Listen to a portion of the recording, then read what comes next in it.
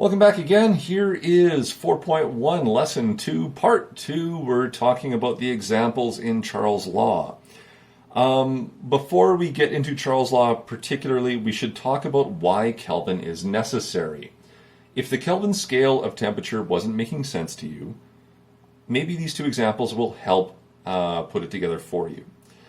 When we take a look at these, what's going to happen is if we use Celsius or Fahrenheit or whatever, what's going to happen is you're going to get really nonsensical answers. Only the Kelvin scale will give you true, interpretable answers to the problem. Look at what's happening here. All right, as we take a look at a gas that occupies 500 mils of volume at 100 degrees, what happens to the gas if it's cooled to 0 degrees? What is the volume that Charles' Law would predict? So, Charles' Law, as we look at it, is V1 over T1 is equal to V2 over T2. You have an original condition for the gas, and therefore you have a new condition for the gas. So, we made some changes. We want to take a look at solving for the new volume of the gas. So, that means we have to multiply T2 to both sides. So, when we do that, the new volume of the gas is equal to V1 times T2 divided by T1.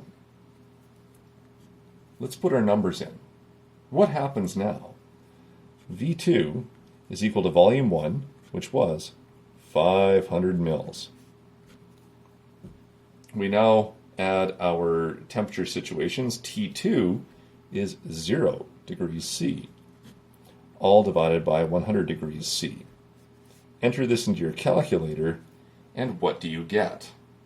You get a volume of 0 milliliters. WTF. What is happening here? How can a gas occupy 0 or no volume? This makes no sense. So, in this first example, the takeaway is that using C does not make any sense for trying to work with a problem in gases that involves temperature. I can further develop this for you. Take a look at the next example. A 2-liter sample of nitrogen is warmed from -78 to -25. We said that temperature and pressure were proportional, so that means that the volume should go up. What is the new volume of nitrogen gas?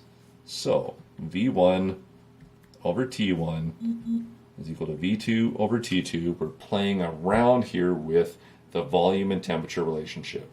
We're assuming nitrogen stays the same, the amount of it is the same, and we're not playing around with different pressures. So, when we do this one, we are now solving for the new volume of nitrogen gas. So, same as the last time, it's just the initial volume, the new temperature, divided by the old temperature.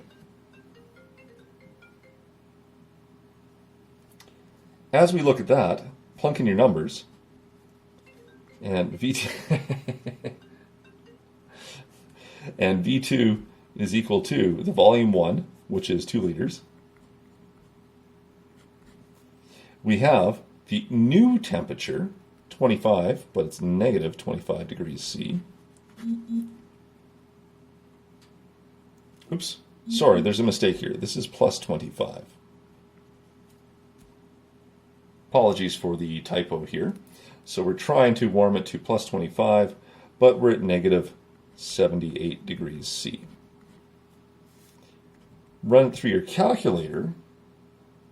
Do this correctly, total numerator divided by total denominator, and what we find is we get a volume of negative 0.641 liters. Again, what the heck? How do you have a negative volume? What would a negative amount of space look like?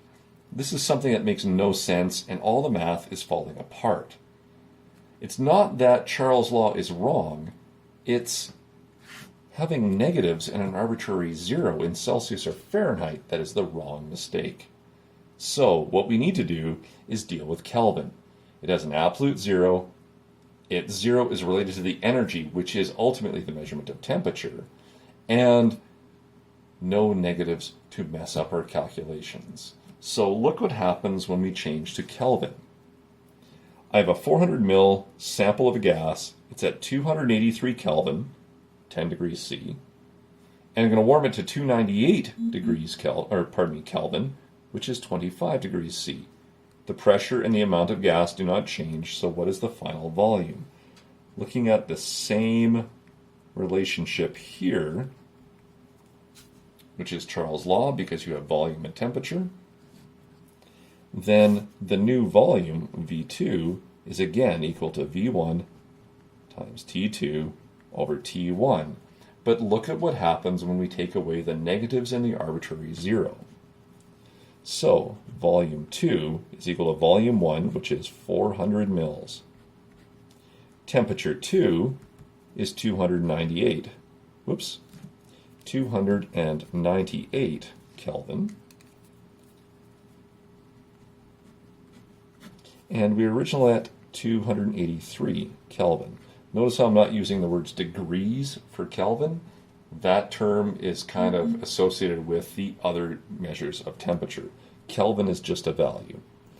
So V2, when we plunk this through, gives us in our calculator 420. Nope, that's still wrong. Run it through your calculator. And you get 421.20. You can see Kelvin disappears. We're left with mils. Put this into a significant digit situation. 3, 3, and 3. You get these 3 rounds down.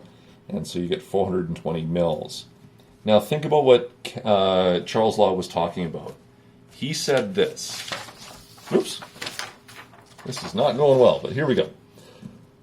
He said this, that as the volume of a gas increases, the temperature increases, or vice versa. As you warm up a gas, its volume will increase and occupy space. We did not see that with the first two examples because of Celsius. It all broke down. But in the Kelvin scale, as you take a look at it, as our temperature warmed and increased by 15 Kelvin, our volume of 400 also increased by about 20 mils. That should be a 1. All right, so we see that the direct relationship between volume and temperature is also working here. This only ever works if we use Kelvin. I hope that makes sense to you guys. All right, I'm going to leave the last one to you. I want you to try it out. I'll give you the answer here just because I'm running into my 10-minute limit on my videos. But the correct final answer is 0.59 liters when you take a look at this last example. See if you can get it. Try it out. It's a very simple situation for Charles' law. Different than Boyle's because it's not pressure volume, it's now volume and temperature. As you guys finish this off, I would like you guys to read, please read, all of 152 to 156. Take your time. I know it reads poorly, but it does have good examples and everything in it. From there, try questions 14 to 17 on page 156, and I will see you in the next lesson as we talk about what is known as the combined gas law, because what we can do is make this more realistic and put Boyle's and Charles' law together. Good luck, guys. Hope it's going well. Miss you all. Take care of yourselves. Be safe and be well. I will see you in the next lesson.